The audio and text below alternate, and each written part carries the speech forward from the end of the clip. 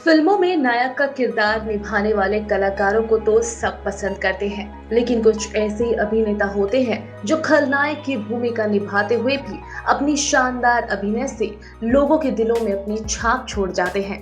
और आज हम आपको बताएंगे बॉलीवुड के ओवर टाइम फेवरेट खलनायक रजा मुराद के बारे में। रजा मुराद का जन्म 23 अगस्त 1946 को उत्तर प्रदेश के रामपुर में हुआ था। रजा के पिता मुराद साहब भी बॉलीवुड में एक सक्रिय कलाकार थे। 90 के दशक में अपनी भारी भरकम आवाज और बेहतरीन अभिनय से हिंदी सिनेमा के मनपसंद खलनायक के तौर पर पहचान बना चुके रजा मुराद को एक्टिंग का क्रेज बचपन से ही था। उन्होंने अपने एक्टिंग की शिक्षा फिल्म एवं टेलीविजन संस्थान से ली।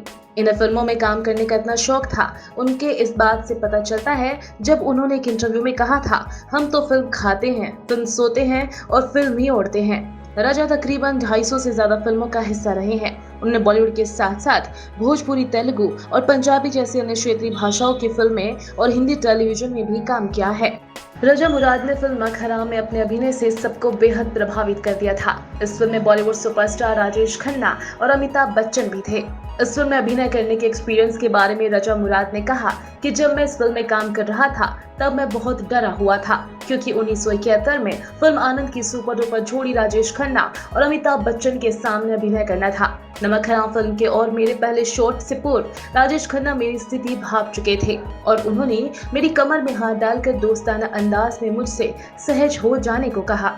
इसके बाद मेरा डर गायब हो गया और हमने बड़ी लगन के साथ शूटिंग पूरी की। आपको बता दें कि आगे चलकर रजा मुराद ने सुपरस्टार राजेश खन्ना के साथ 9 फिल्मों में काम किया था।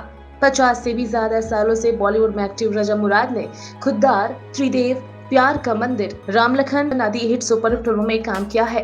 पद्मावत और जोधा अकबर आदि इनकी प्रसिद्ध फिल्में हैं। रजा का कहना है कि भगवान राम की उन पर काफी मेहरबानी है और ये उन्होंने क्यों कहा ये हम आपको बताते हैं। असल में रजा को बॉलीवुड में मौका बाबूराम इशारा ने दिया, जिनके नाम में ही राम शब्द है। इसके बाद रजा की 3 सुपरहिट फिल्में राम तेरी गंगा मैली, राम लखन और रामलीला में भी राम का नाम है। शानदार आवाज के लिए पहचाने जाने वाले रजा मुराद को शायरी और गजलों का बेहद शौक है और इसी शौक के बारे में पूछे जाने पर उन्होंने कहा कि मैं शायर बदनाम हो चला, मैं चला, ये प्रसिद्ध गीत है फिल्म नमक हराम का। शायद इस फिल्म के साथ मैं गजल और शायरी के साथ जुड़ गया था। यह वर्षों पुरानी फिल्म है, लेकिन शेर और शायरी और गजल के साथ मैं हमेशा से जुड़ा रहा हूँ। गजल वास्तव में दिल को झंझोर देती है, इसी वजह से गजल के दीवानी की कमी नहीं है। रजा मुराद ने कहा कि उनकी आवाज ही नहीं, उनकी एक्टिंग भी उनकी पहचान है। इसमें आवाज का भी योगदान है, लेकिन एक्टिंग पर उन्होंने आवाज का असर नहीं पड़ने दिया। रजा मुराद ने नए कलाकारों के लिए कहा कि आवाज के साथ एक्टिंग भी शानदार होनी चाहिए, तभी बॉलीवुड में अपना रंग जमा सकते हैं। ऐसा नहीं है कि गजल और शायरी के साथ जुड़ने से उनके फिल्मी करियर पर कोई प्रभाव पड़ा।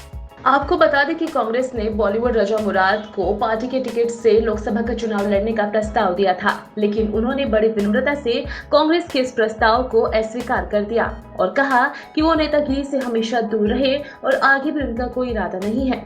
उनके कुछ दोस्तों ने राजनीति में कदम जरूर रखा, लेकिन उन्होंने जल्द ही राजनीति से कदम खींच लिए। रजा मुराद ने बताया कि कांग्रेस ने उन्हें अपनी पसंद का कोई भी संसदीय क्षेत्र चुनने का ऑफर भी दिया, लेकिन उन्हें लगा कि वो चुनाव के लिए तैयार नहीं थे, क्योंकि चुनाव लड़ना एक जिम्मेदारी का काम है। चुनाव जीते या हारे आपका दायित्व नहीं बनता कि चुनाव क्षेत्र की जनता के प्रति आप जवाबदेह हो। फिल्म में व्यस्तता के कारण जनता को समय देना नामुमकिन है, इससे जनता का विश्वास टूटता है। रजा मुराद ने कहा कि जिसका जो काम है उसे वही करना चाहिए। शायद इसलिए अमिताभ बच्चन ने भी जल्द ही राजनीति से तौबा कर ली। भले ही रजा मुराद खुद राजनीति से नहीं जुड़े, लेकिन वो हमेशा ही राजनीतिक मुद्दों और जनता के लिए गए फैसलों पर अपनी राय देते हैं। जब देश भर में CAA और NRC के विरोध को लेकर प्रदर्शन चल रहे थे, तब उन्होंने कहा था कि धर्म के आधार पर देश की नागरिकता देना बिल्कुल गलत है। उन्होंने इस कानून के संविधान के विपरीत बताते हुए सरकार से इसे वापस लेने को भी कहा था।